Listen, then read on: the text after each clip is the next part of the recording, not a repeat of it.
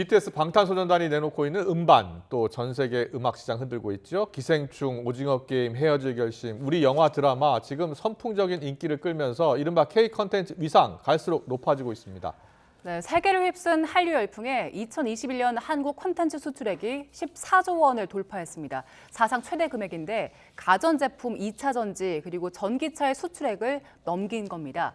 우리 콘텐츠의 저력 그리고 앞으로의 과제를 김원식 문화평론가와 짚어보겠습니다. 어서 오세요. 어서 오십시오. 네, 안녕하세요. 안녕하십니까. 네.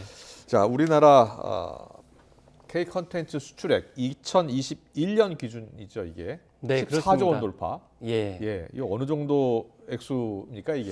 사실 이제 액수 전체 규모도 뭐 중요하지만 예. 이제 증가폭이 굉장히 중요합니다. 그래서 2016년만 해도 이제 이렇게 60억 달러 정도가 됐는데 지금 2021년 기준으로 124억 달러 이렇게 되고 있거든요. 그래서 그 2020년과 비교했을 땐 4.4%인데 네. 5, 6년 전과 비교를 하면 2배 이상 증가를 한 겁니다. 그러니까 그렇군요. 증가폭이 훨씬 더 커지고 있다라는 점이 큰 특징이라고 이렇게 볼 수가 있겠고요. 그래서 예. 정확하게는 14조 3천억 원 정도 이렇게 되는데 네. 중요한 거는 컨텐츠 자체의 수출도 중요하지만 이 한국수출입은행의 이제 통계 조사에 따르면은 K 컨텐츠가 1억 달러 수출될 때마다 일반 공산품 예를 들면 뷰티라든지 식품 같은 경우에는 1억 8천만 달러 정도 이렇게 판매되는 것으로 나타나고 있거든요. 그렇군요. 그렇기 때문에 예. 지금 중소업체들 같은 경우에는 이렇게 K 컨텐츠와 어떻게든 잘 한번 같이 자리를 마련하면서 마케팅을 추구하는 것도 바로 영상에 파급 나오는 효과죠. 제품들도 잘 팔린다. 예, 예를 들면은 최근에 동남아시아 지역에 이제 설문조사를 했는데 동남아시아 지역에서 한우를 이제 굉장히 좋아하는 분들이 왜 한우를 좋아하십니까라는데 맛도 굉장히 좋지만은 한국의 이미지가 좋아서 한우 고기를 산다 이렇게 얘기를 했는데 그 예. 이미지 중에 하나가 바로 네. K 컨텐츠의 역할이라고 볼 수가 있는 거죠. 알겠습니다. 이 금액이 보니까 가전이나 2차 전지, 전기차 금액보다도 더 크더라고요. 이제 그게 제일 중요하죠. 예. 뭐 액수만 자체만 보면 이게 규모가 어떻게 되는지 잘 모르는데 사실 우리 한국이 이제 가전제품을 수출하기로 또 유명하지 않습니까? 예. 그런데 이 텔레비전이나 이 냉장고 같은 경우에는 86억 7천만 달러거든요. 그런데 K 콘텐츠는 124억 예. 이렇게 이제 등장을 하고 있기 때문에 그래서 이런 점에서 굉장히 차이가 이제 나고 있다는 점. 그래서 네. 2차 전지라든지 디스플레이 그리고 전기차보다도 훨씬 더 많이 판매되고 있어서 대개 예전에 보면 우리가 소프트 파워가 좀 약하다 이런 얘기 많이 했었어요. 네, 그래서 네. 하드웨어가 좀 내 산업 그런 이제 입지 시설이나 예. 2차 산업 이런 것들이 강조됐었는데 이제는 소프트 파워가 굉장히 강조되고 있다는 점을 실제로 결과로 보여주고 있다는 점이 큰 의미가 있겠죠. 알겠습니다. 이 평론가님 전문가시니까 우리 K 컨텐츠가 처음에는 아시아를 중심으로 인기를 끌다가 지금 보니까 미국, 뭐 북미, 남미 그리고 또 유럽까지 이렇게 전 세계로 확산하고 있더라고요. 가장 큰 이유가 어디에 있을까요? 일단은 우리가 흔히 영미권과 그 외의 지역으로 많이 얘기를 해요. 예, 그래서 예. 글로벌 OTT 얘기하면은 영어권과 비영어권 이렇게 순위를 이제 매기는 경향이 있거든요. 근데 우리는 그동안 어디에 목적을 뒀었냐면은 영미권에 주로 초점을 맞췄어요. 그러다 네. 보니까 영미권에서 좋아할 만한 그런 소재와 주제, 장르들을 많이 했었는데 예. 글로벌 이 플랫폼이 형성되다 보니까 저희가 생각하지 못한 부분들이 나오기 시작했습니다. 뭐냐면 말씀하신 뭐 남미라든지 네. 또 아랍이라든지 예. 심지어는 아프리카에서도 아. 우리의 정서를 담은 작품들이 주목을 받게 되는 상황들이 벌어지게 된 거죠. 그래서 이제는 우리가 유럽이나 뭐 북미를 향해서만 할 게 아니고 이제는 우리 컨텐츠 그러니까 우리 한국인이 즐기는 컨텐츠를 최고의 수준을 만들게 되면 전 세계인들이 다 관심을 갖는 일종의 브랜드 가치를 갖고 있는 단계까지 진입을 했다. 그래서 예를 들면 우리가 예전에 신파하고 있네 라면서 신파를 굉장히 싫어했거든요. 예. 근데 이 신파가 오히려 아랍이나 남미나 아프리카에서 더 호응이 많은 거예요. 그렇습니까? 예. 그래서 이런 우리만의 어떤 장점들이 지금 글로벌 플랫폼이 열리게 되면서 인정을 받고 있다는 점, 그리고 우리만큼 이렇게 자유롭게 소재를 맛깔스럽게 제작할 수 있는 제작 역량이라든지 그런 구조를 가지고 있는 국가가 그렇게 많지를 않거든요. 그래서 동서양이 교접되는 그런 공간에서 자유롭게 창작할 수 있는 여건들이 형성됐기 때문에 이게 세계적으로 트렌디하게 받아들이고 있지 않나 이렇게 생각합니다. 그렇군요. 네. 예. 지금 박찬욱 감독 미국에 있습니다. 칸 국제영화제의 감독상을 수상하면서 이제 헤어질 결심 굉장히 큰 관심을 모았었는데 지금은 골든글로브 비영어권 작품상 후보 올랐잖아요. 일단 전망들은 좀 엇갈리는 것 같아요. 평론가님 전망 어떠세요? 일단은 저는 이제 긍정적으로 바라보고 있습니다. 이제 당장 1월 11일 한국 시간으로 이제 10시에 이렇게 발표가 되는데요.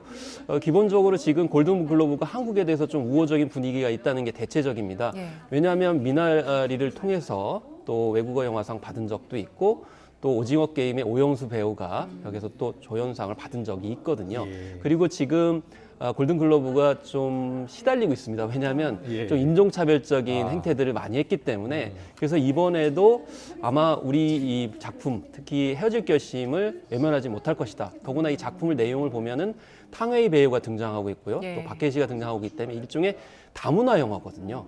그래서 사실 영미권에서는 다문화 영화를 굉장히 높이 평가해요. 왜냐하면 특히 미국 같은 경우는 다문화로 만들어진 국가이기 때문에 네. 그래서 사실 박찬욱 감독은 이 점을 저는 처음부터 전략적으로 기획했다고 생각을 합니다. 그렇군요. 그래서 어느 자리에서 그렇게 이제 인터뷰를 했는데 우리는 이제 한국만의 그런 작품을 넘어서서 네. 동아시아가 같이 만들어야 된다. 그래서 탕웨이 배우 기용을 하고 그렇군요. 또 박해일 씨도 하니까 이게 결국 다국적성을 갖게 되니까 오히려 외국어 영화상으로는 이제 알맞춤이다 저는 그렇게 생각을 합니다. 알겠습니다. 그리고 선풍적 인기를 끌었던 오징어 게임 시즌 2 지금 많은 세계적인 그 평론가들도 주목하고 있더라고요. 자, 올해 새롭게 촬영을 시작한다고요? 그렇습니다. 2023년에 이제 촬영 1년 정도 할 상황이 벌어지게 되고 네. 이것을 이제 마무리 작업을 해서 아마 2024년 초에 공개할 것으로 이렇게 예측이 되고 있는데 지금 마음이 급한 거는 이제 팬들도 그렇지만 네. 넷플릭스가 마음이 급해요. 왜냐하면 예. 지금 다른 작품들이 별다른 성과를 보여주지 못하고 있는 그런 상황이거든요. 예. 그렇기 때문에 오히려 오징어 게임을 빨리 촬영을 해가지고 공개하고 싶은 것은 넷플릭스다 이렇게 보는 것이고 네. 구체적으로는 이제 정호연 씨가 쌍둥이 언니로 나 동생으로 나오는지에 대한 문제, 이정재 씨는 당연히 나오실 것이고 네. 과연 이제 이병헌 씨가 나오느냐, 그리고 영희의 또 단짝 친구죠.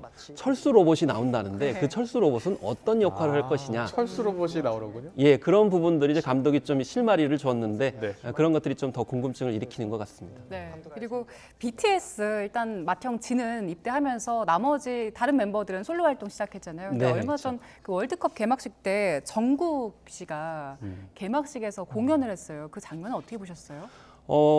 이제 사실 개별 활동을 통해 가지고 나중에 완전체로 합체한다는 거거든요. 근데 제이홉의 공연을 보게 되면서 충분히 방탄소년단은 완전체로 활동하지 않는다 하더라도 그 팬덤과 영향력은 충분히 가능하다라는 것을 보여줬고 밝은 희망을 보여줬다고 생각을 합니다. 그래서 뭐 앞으로 이제 멤버들이 개별적으로 활동하는 것이 이게 좀 뭐 안 좋은 소식이 아니라 더 나은 발전을 위한 것이었다는 것을 중동에서 확인을 해줬다고 저는 생각을 합니다. 네.